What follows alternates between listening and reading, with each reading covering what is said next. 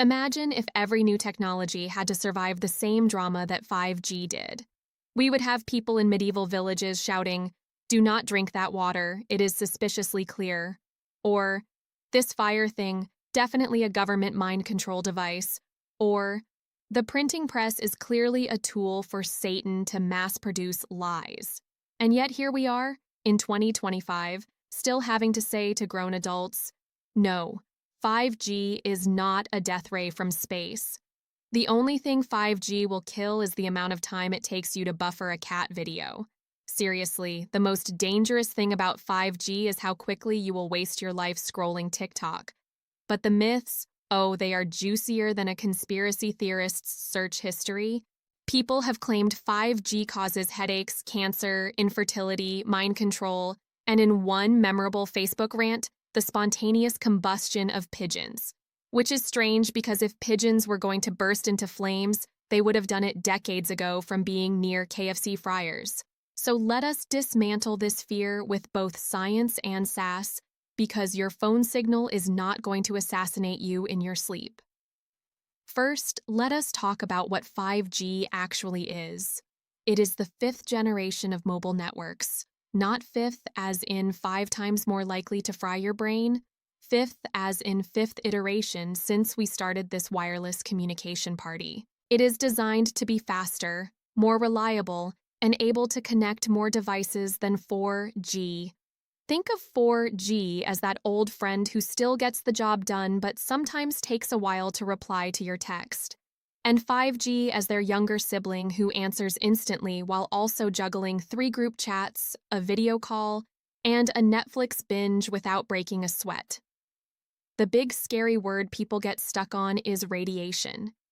It sounds terrifying because in movies, radiation is always glowing green and melting people into soup. But scientifically speaking, radiation is simply energy traveling through space. Light is radiation, heat is radiation. Your toaster is basically a bread tanning bed, radiating delicious breakfast waves. The kind of radiation 5G uses is called non-ionizing radiation. That means it does not have enough energy to rip apart atoms or damage DNA. It is like trying to chop down a tree with a pool noodle. Not gonna happen. To understand why 5G is safe, you need to know about the electromagnetic spectrum, which is basically the VIP guest list for all the different types of electromagnetic radiation. At the far high energy end, you have ionizing radiation like X-rays and gamma rays, which can cause cell damage if you get too much exposure. At the low energy end, you have non-ionizing radiation like radio waves, microwaves, and visible light. 5G operates firmly in the non-ionizing section, alongside things like your Wi-Fi router and the remote control for your TV. In fact, the frequencies used for 5G are actually lower energy than the visible light coming out of a light bulb. If 5G could fry your brain, then the sun would have turned us into crispy potato chips a long time ago. Now, one reason conspiracy theories about 5G spread faster than gossip in a small town is because of something called correlation versus causation. People saw 5G towers going up around the same time as other events, like the COVID-19 pandemic, and decided that one must be causing the other. That is like seeing a new bakery open the same week you break your leg and concluding, croissants are clearly a bone-weakening agent. There is no scientific evidence linking 5G to illness. Dozens of studies from reputable health agencies, including the World Health Organization, the FDA, and the International Commission on Non-Ionizing Radiation Protection, have all concluded that 5G signals are well within safe exposure limits. Ah yes, the safe exposure limits part. Let us talk about that.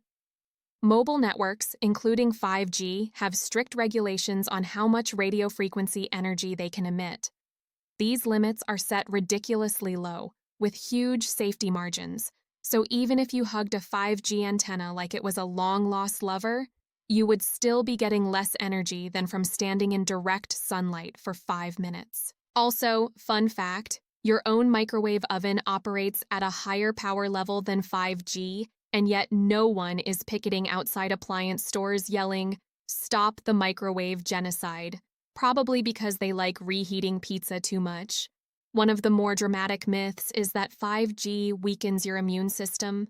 The idea is that the radio waves somehow scramble your body's defenses like a bad Wi-Fi signal, except your immune system is not a fragile, trembling jelly bean. It is an incredibly robust network of cells and responses that evolved to handle actual biological threats, like viruses and bacteria, not radio waves that are weaker than the light from your desk lamp. If anything, the only threat 5G poses to your immune system is that faster internet might make you binge-watch Netflix until 3 a.m., thus getting less sleep. And yes, poor sleep can weaken immunity, but that is on you, not the signal towers. Another myth is that 5G causes cancer. This comes from the idea that all radiation is dangerous, which is about as logical as saying all dogs are dangerous because chihuahuas exist, and so do wolves. Cancer is caused by DNA damage, which happens when radiation has enough energy to knock electrons out of atoms. That is ionizing radiation, which 5G is not. Remember the pool noodle trying to chop down a tree? Same concept. The frequencies used for 5G simply do not have enough energy to cause that kind of harm. We have had decades of research on non-ionizing radiation from mobile phones, Wi-Fi, and radio, and there is no consistent evidence linking them to cancer. If anything, the main cancer risk with phones is walking into a lamppost while texting. Now, to be fair, some people report feeling unwell around wireless devices, a phenomenon sometimes called electromagnetic hypersensitivity.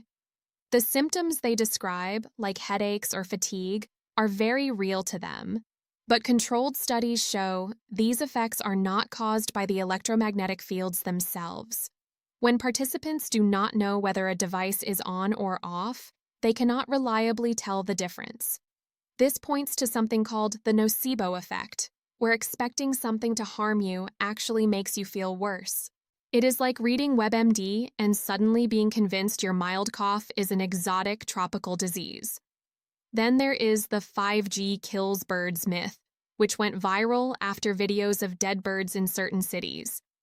People immediately blamed 5G testing because obviously the simplest explanation is always government laser death beams. Except it turns out those bird deaths were caused by things like storms, collisions, or disease, which have been killing birds long before we had mobile networks. If 5G was bird kryptonite, then every pigeon in Times Square would have vanished faster than your motivation on a Monday morning. The science is not just clear, it is embarrassingly clear. The wavelengths used for 5G have been studied for decades in other applications like radar, satellite communication, and weather systems, with no evidence of harm to humans at safe exposure levels. This is not new scary magic, it is simply a faster, more efficient way to transmit data. And before you ask, no, 5G is not spying on you in some special way. If someone wants to spy on you, they do not need 5G, they just need you to click accept on a cookie banner without reading it, or say yes to that suspicious, fun personality quiz on Facebook. Here is the irony. The very people warning you to stay away from 5G often do so, using 5G-enabled devices.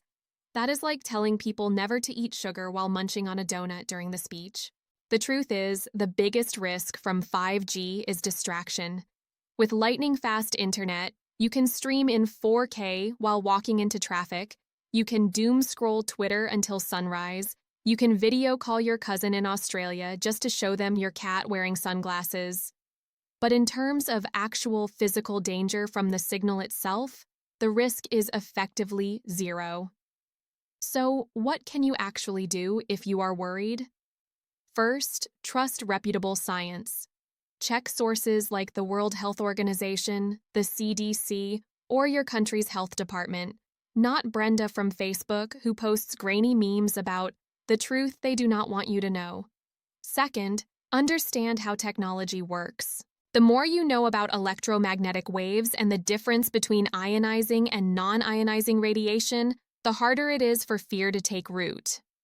And third, remember that change always feels a little scary. Every major technology, from electricity to the internet, had its share of doomsayers. But here we are, still alive, still inventing, still finding new ways to complain about the weather. The bottom line is this: 5G is not dangerous. It is not cooking your brain. It is not controlling your thoughts. It is not turning birds into toast. It is just faster, more efficient mobile internet. The only real threat it poses is making your phone battery die faster because you cannot resist streaming endless videos. The next time someone tells you 5G is the end of humanity, just smile and say, "So was coffee," according to people in the 1600s. And we all know how that turned out. So let us embrace the speed, enjoy the convenience, and maybe use some of that extra bandwidth to actually learn things instead of just watching prank compilations. If you enjoyed this breakdown and now feel slightly less likely to wrap yourself in tinfoil, hit that subscribe button for more fast, funny, genius-level content from XQ. Quick, funny explanations. Drop your thoughts in the comments, share this with a friend who still thinks the towers are out to get them, and remember, the only waves you really need to worry about are the ones at the beach when you have just eaten too much lunch.